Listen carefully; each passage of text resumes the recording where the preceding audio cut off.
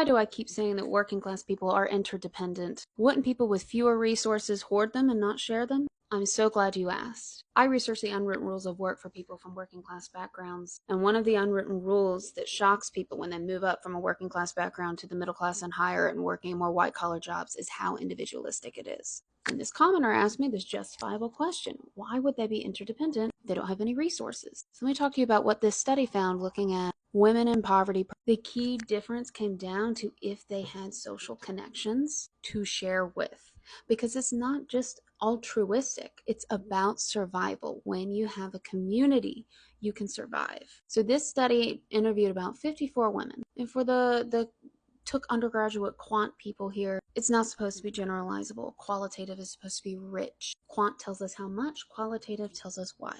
About half of these women were working class and about half of them were in poverty. A key difference between these groups is their social connections. Working class women interacted with about 6 family members and had more friends than women in poverty who had 3 or fewer connections. They were very isolated. Poverty is isolating. 30% of the women in poverty said they had no idea what trust meant. 0% of the working class women said this. So why don't working class people hoard resources? Because their network is their safety net.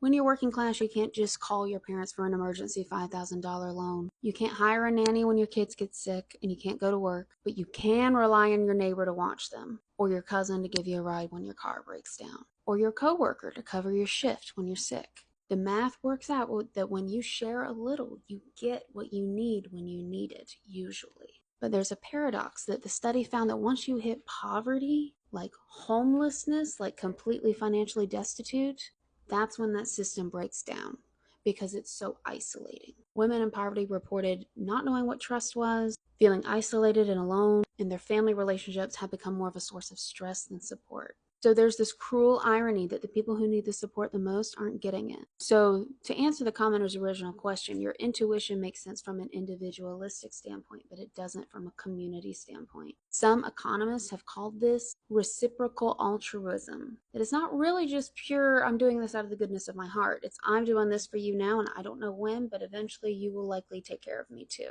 I help you today, you help me tomorrow, we're both better off. It's not about being more generous or moral necessarily than other classes. I've made other videos on class differences and morality. It's that when there's no formal safety net that exists, you build your own informal one.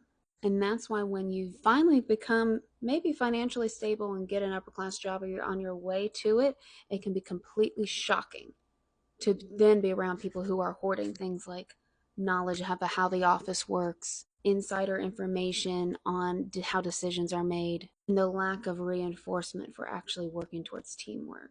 And that's where my research comes in.